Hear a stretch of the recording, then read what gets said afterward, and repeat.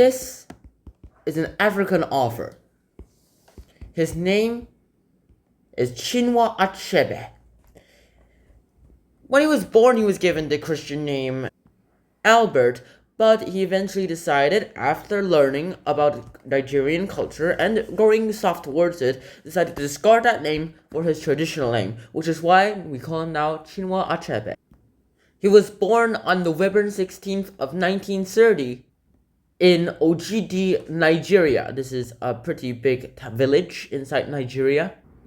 His full name was Albert CHINUA Lumogu ACHEBE.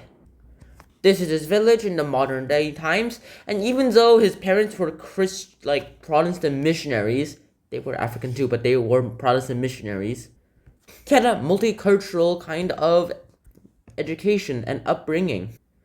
Even though his education was in English, and he mainly did it inside English schools, he was also able to learn about the Nigerian culture of the Igbo people. Nowadays, we spell it as Ibo or Igbo people, mainly because lots of people were still living with the Igbo traditions.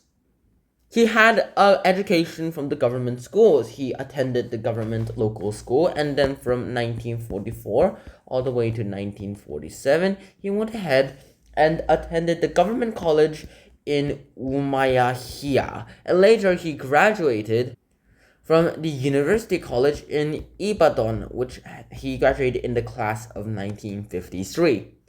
During his time in school, he studied history as well as theology, and he started to learn about the history of his own people, the Igbo, since he was an Igbo, or nowadays also spelled as Ibo, descendant. And after learning all of that, he started questioning certain parts of Protestantism, and he started to reject his Christian name, Albert, and then he favored his African name, CHINUA. Later, he worked for the Nigerian Broadcasting Service. Apparently, a logo for that does not exist, and this is the closest one I could find.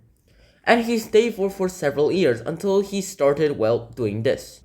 He now started writing his first novel, Things Fall Apart, during those spare times and free time of 2 years of working at the Nigerian Broadcasting Service. And then he realized that he needed a typist because, manuscripts written in handwriting were pretty hard to read compared to typed up versions.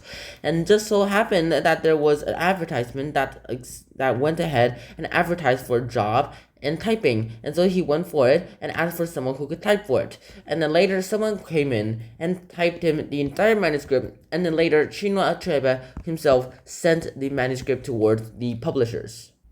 They published it a few days later. They sent it to production a few days later. That was when his fame started to rise. It mainly came from Things Fall Apart, and then its sequels, Arrow of God and No Longer at Ease, which have all been combined together into something that we now call the African Trilogy.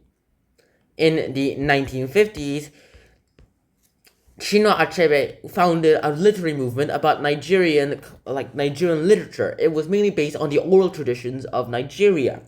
And then Things Fall Apart, after he wrote that, it was kind of widely acclaimed, mainly because it didn't only capture the perspective of the black Nigerian people, it also captured the perspective of the white people as well too.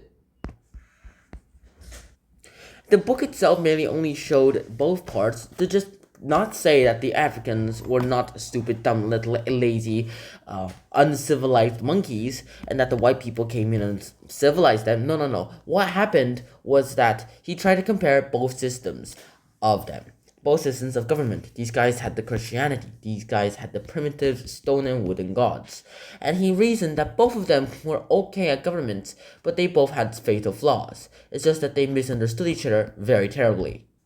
The ironic thing is, CHINUA ACHEBE wrote Things Fall Apart and got it published a few years before Nigeria and the rest of Africa was fully decolonized.